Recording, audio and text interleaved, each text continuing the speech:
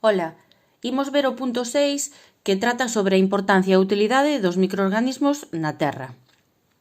A maioría dos microorganismos se asocian con outros seres vivos e a maioría das veces as relacións que establecen os microorganismos e os outros seres vivos son relacións inofensivas.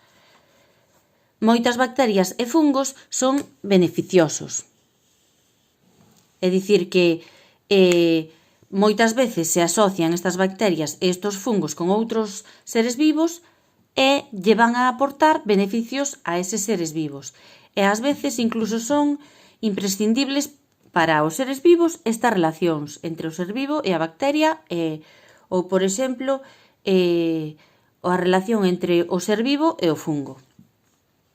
Só algunhas bacterias, fungos e protozoos e tamén todas as formas acelulares que serían virus, prións e viroides son nocivos, é dicir, establecen unha relación de parasitismo co ser vivo. Por exemplo, os piollos, non? Os piollos, cando están co ser humano, cando están na súa cabeza, establecen unha relación de parasitismo, son parásitos. Pois estos serían nocivos para o ser humano. Como xa dixemos, os microorganismos poden ser beneficiosos para os seres vivos, non? Outros poden ser perxudiciais e outros poden ser neutros. Nin aportan beneficios, pero nin perxudican. Entón, agora imos ver os beneficios que poden aportar os microorganismos. Moitos microorganismos establecen simbiose, unha relación de simbiose, con outros organismos. Entón, nesta relación, os microorganismos resultan beneficiosos para ese ser vivo co que se asocian. E, a súa vez, o ser vivo co que se asocian é beneficioso para ese microorganismo. E temos aquí diferentes exemplos. Os protozoos flaselados axudan a degradar a celulosa e a lignina aos insectos xilófagos.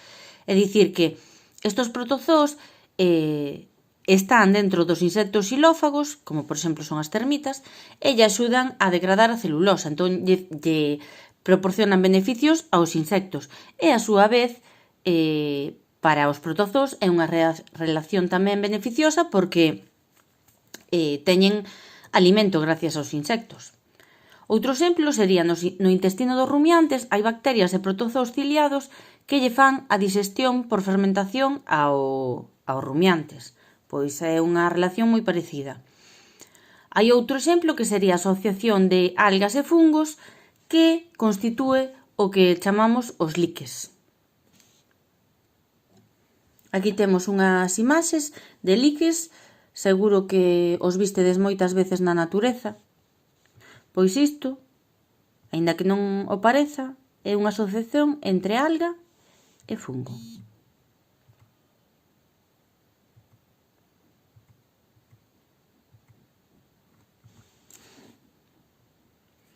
Os microorganismos tamén son responsables dos ciclos bioxeoquímicos, polo que son esenciais nos ciclos bioxeoquímicos para que a materia dos ecosistemas se recicle. Imos ver en varios exemplos de ciclos bioxeoquímicos por que son esenciais estes microorganismos. Os microorganismos participan en moitos ciclos bioxeoquímicos. Os máis importantes nos que participan os microorganismos son o ciclo do nitróxeno, o ciclo do xofre,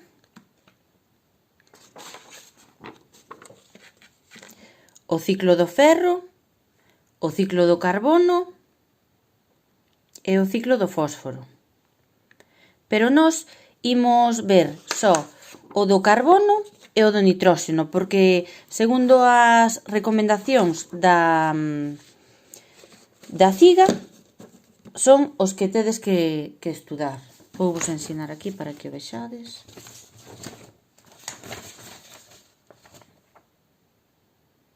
Vedes, di, a ver,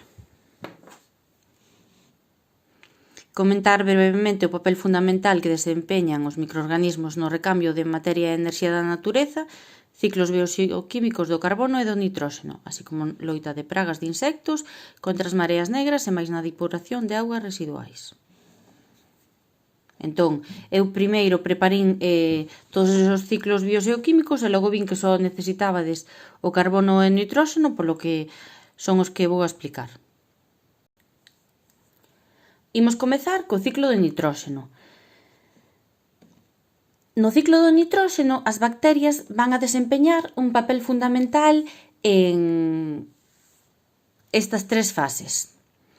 Na fase de fixación do nitróxeno, na fase de nitrificación e na fase de desnitrificación. Primeiro, que é a fixación do nitróxeno? Pois, a fixación biolóxica do nitróxeno consiste en coller o nitróxeno que temos no aire, o nitróxeno molecular, que é un N2, que temos un 78% de nitróxeno no aire, e transformarlo en amoníaco ou en amonio. Quen leva a cabo este proceso de coller o nitróxeno do aire e transformalo en amoníaco ou en amonio? Pois, segundo onde se faga esta transformación, pois van a participar uns microorganismos ou outros. Por exemplo, se fai esta transformación no chan, vai no facer os xéneros Azotobacter e Clostridium. Se esta fixación biolóxica do nitróxeno se leva a cabo na auga, é dicir, se colle do aire e se transforma en amoníaco ou en amonio na auga, lévano a cabo as cianobacterias ou algas verdes. E se leva a cabo esta fixación en plantas superiores, o levan a cabo os fungos ou as bacterias. Aquí temos un esquema do ciclo do nitróxeno. Entón, agora mesmo temos o nitróxeno atmosférico e o captan no chan estas bacterias. Aquí sería as que están, aquí son as bacterias que están nas raíces das plantas. Entón, son esas bacterias que vimos aquí, estas de aquí, que están en simbiose coas raíces das plantas, que un exemplo sería o xénero Rhizobium. Pois, estas bacterias fixan o nitróxeno atmosférico e o transforman ou en amoníaco ou en amonio. E estas bacterias tamén, as que están no chan, que poden ser os xéneros Azotobacter ou Clostridium. E aquí non sae, pero se fora na auga do mar, serían as cianobacterias. Este proceso, o proceso de fixación biolóxica, é moi importante porque o nitróxeno tal como temos no aire en forma de nitróxeno molecular, é dicir, dous átomos de nitróxeno unidos, N2, son inertes. Tanto as plantas como os animais non o poden utilizar. Entón, se nós transformamos este nitróxeno en amonio ou en amoníaco, logo sí que pode ser utilizado este nitróxeno polos seres vivos.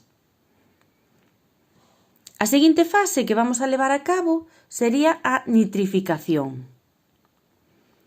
Como dixemos que tiñamos o nitróxeno atmosférico transformado ou en amoníaco ou en amonio, pois agora imos a transformar ese amoníaco ou en amonio en outra sustancia diferente. Entón, a nitrificación sería a transformación do amonio en nitratos, en dúas fases.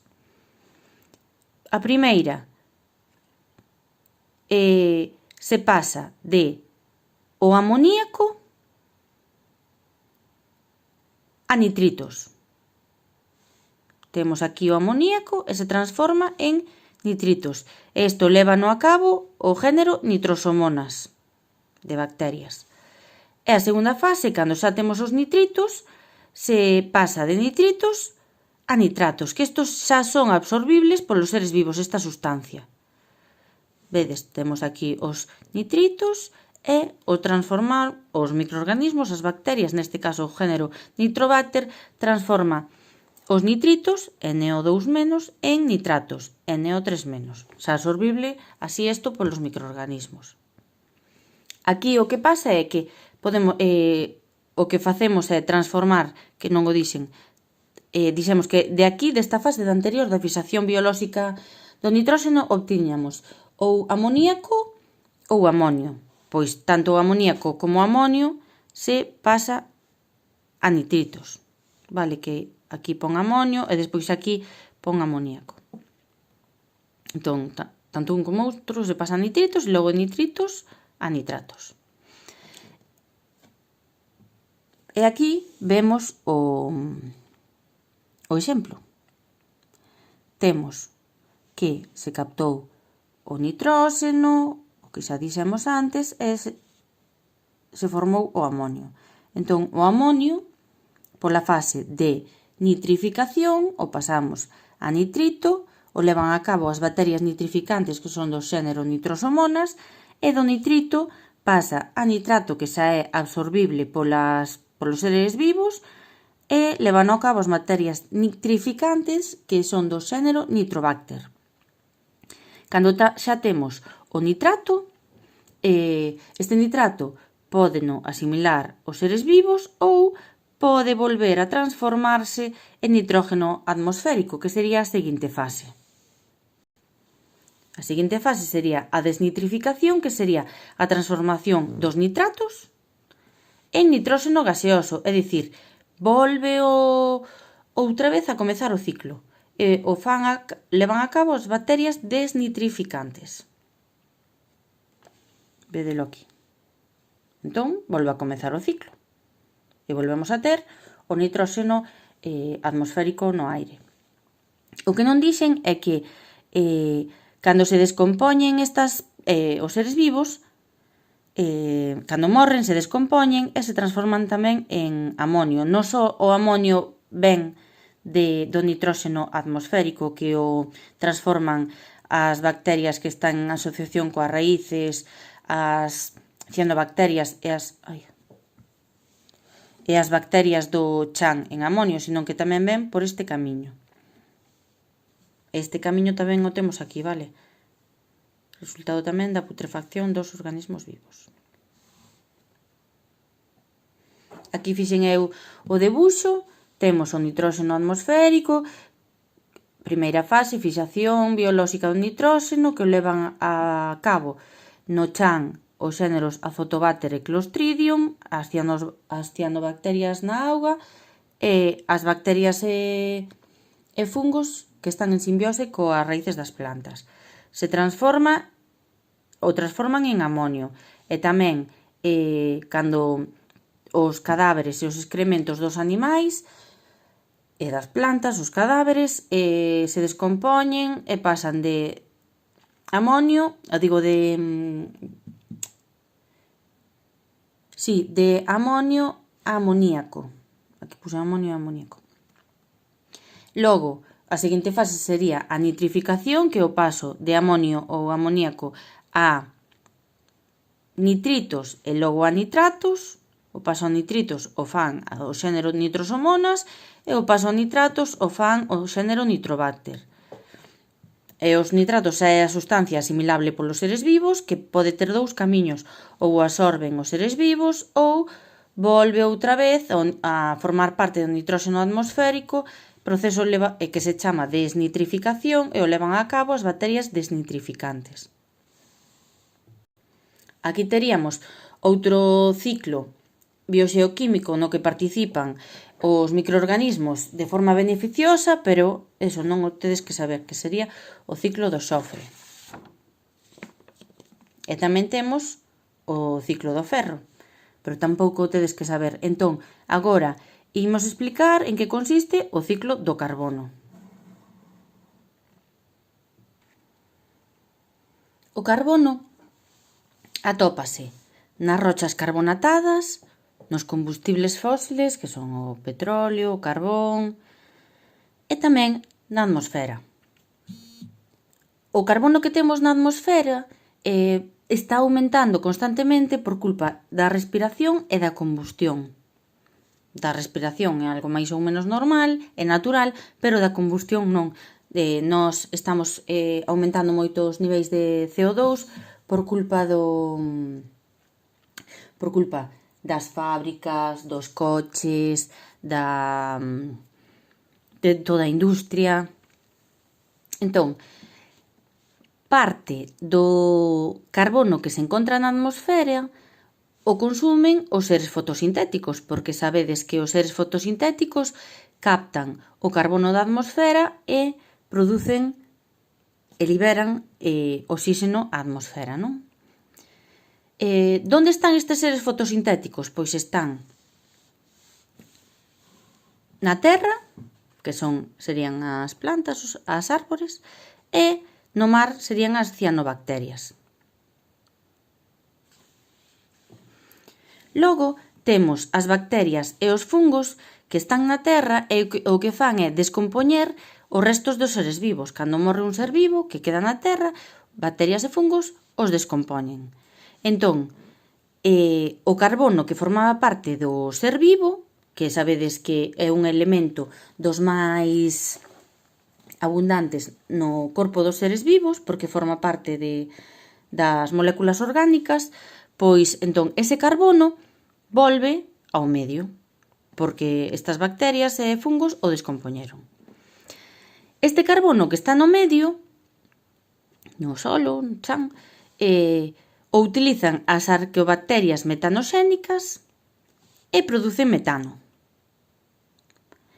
E este metano se volve a oxidar para volver a dar lugar ao CO2 atmosférico, é dicir, volver a cerrar o ciclo e chegar o CO2 outra vez á atmosfera. Quen leva a cabo este proceso de transformar o metano en CO2 atmosférico? Pois as bacterias metanótrofas do metano. Imos ver aquí un debuxo que fixen.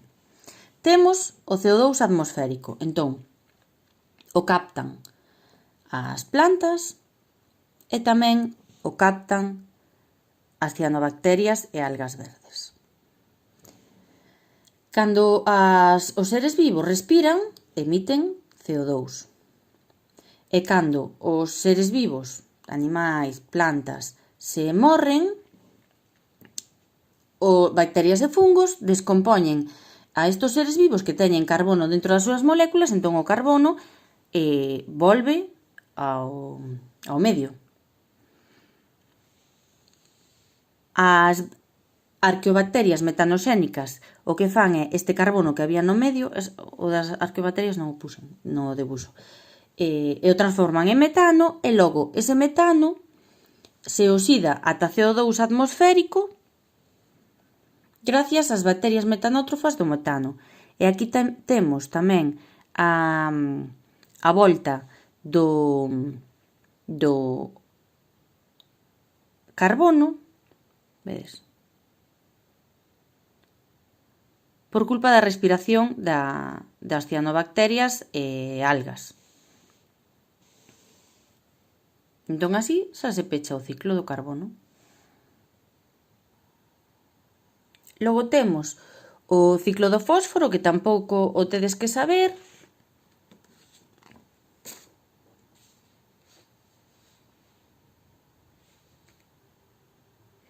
Fixadevos, aquí vimos os beneficios dos microorganismos, non? Entón, vimos diferentes exemplos e tamén estaban os ciclos bioxeoquímicos. Por iso, comezamos a explicar todos os ciclos bioxeoquímicos, non? Entón, a continuación, vamos a ver seguintes beneficios que nos proporcionan os microorganismos.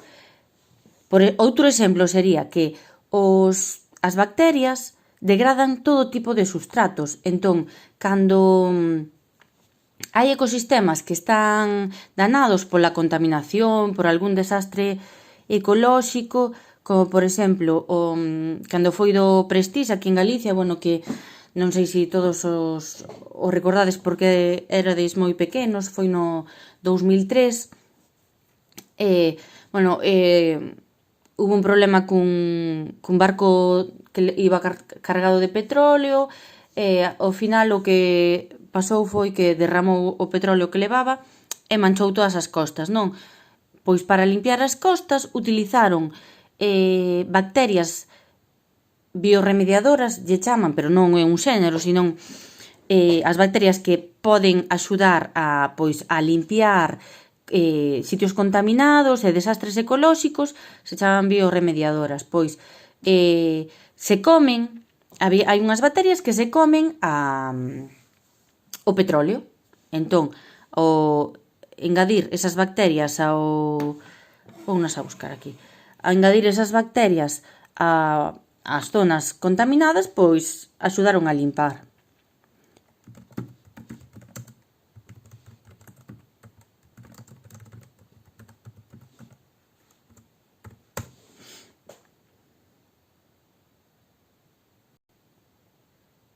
Fixádevos, a bioremediación é calquer proceso que utiliza organismos vivos para absorber, degradar ou transformar os contaminantes e retiralos, inactivalos ou atenuar o seu efecto no chan, auga e aire. Entón, por exemplo, isto é unha empresa que encontrei en internet, pero utiliza bacterias para degradar esas sustancias nocivas en materia orgánica. Pois sería un exemplo de a utilización de microorganismos para a bioremediación, para limpar esa contaminación.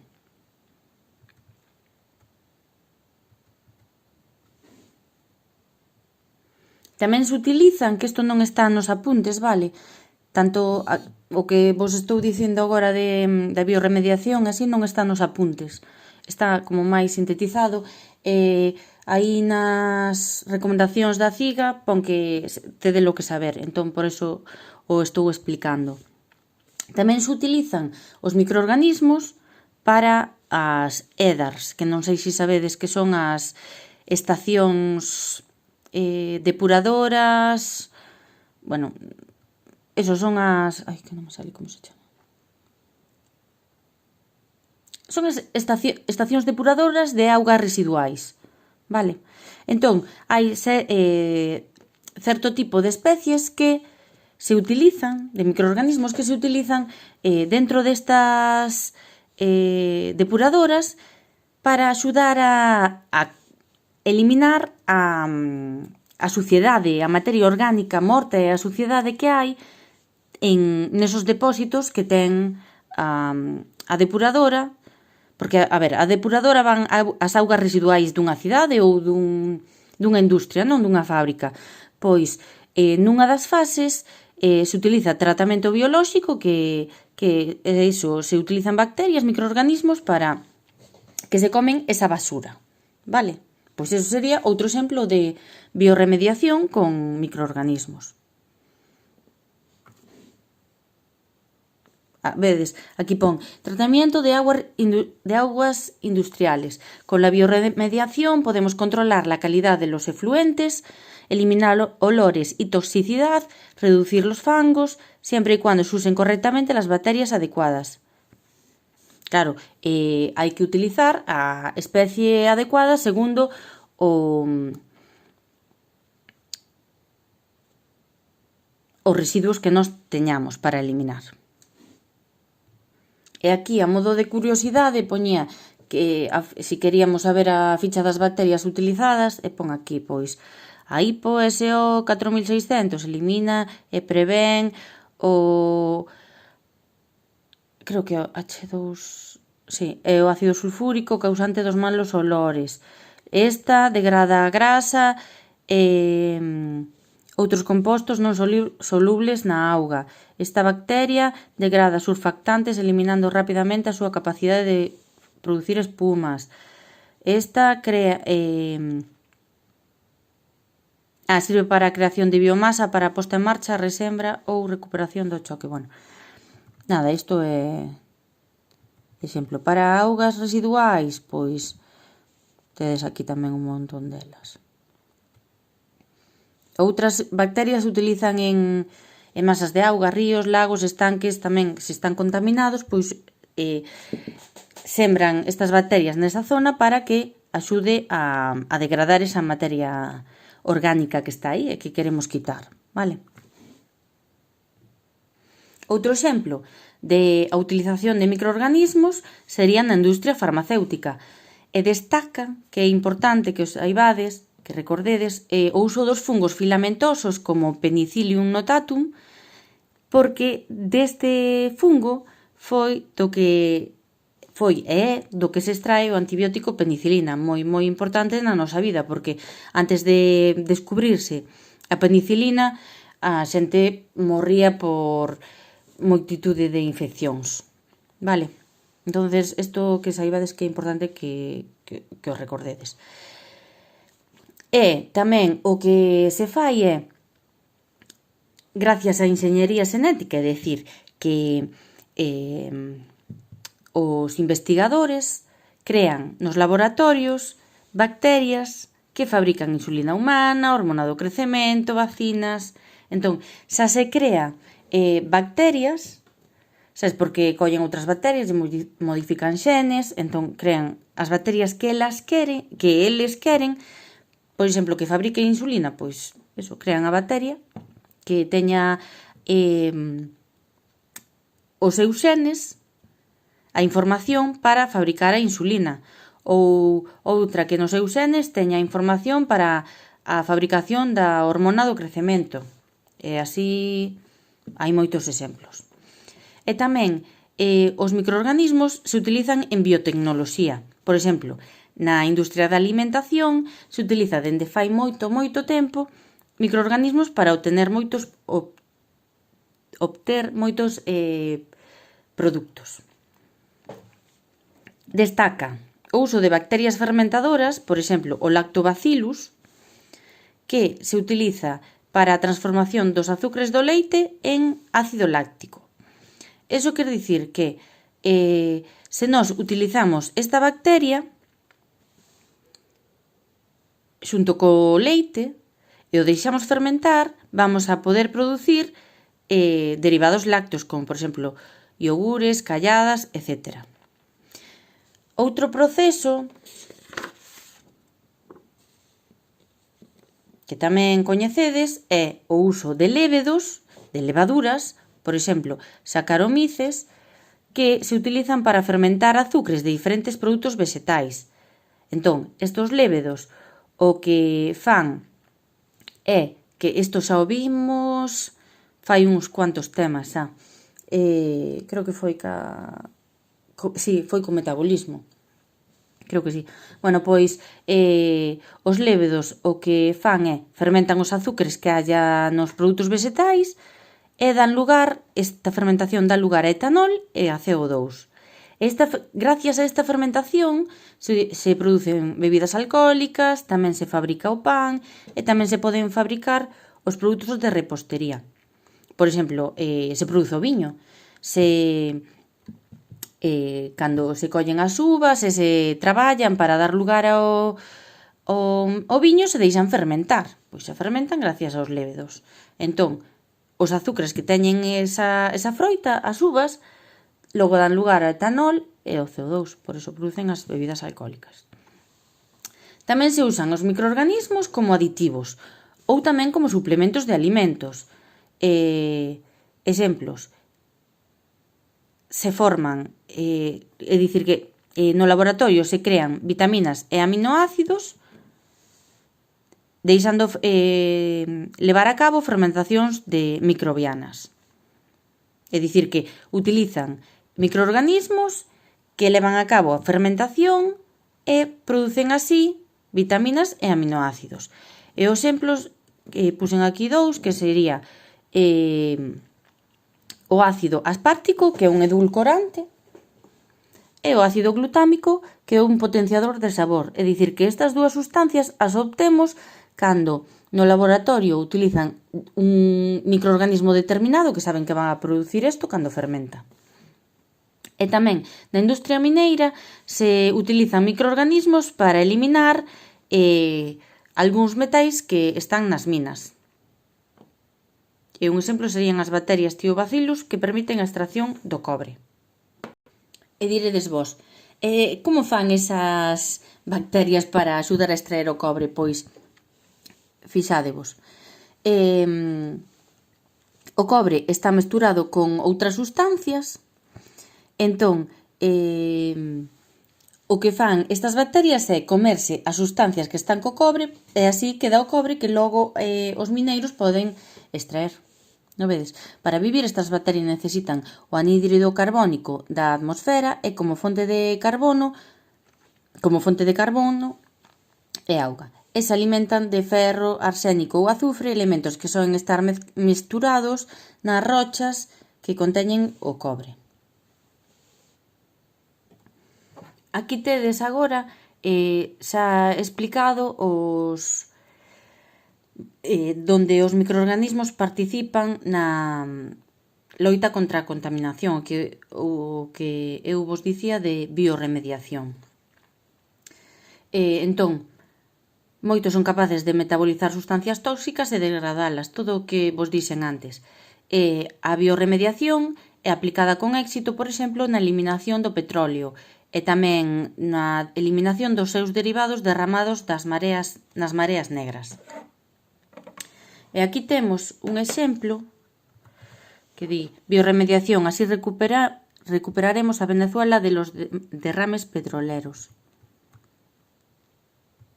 Bueno. Vedes toda a zona contaminada cun vertido de petróleo.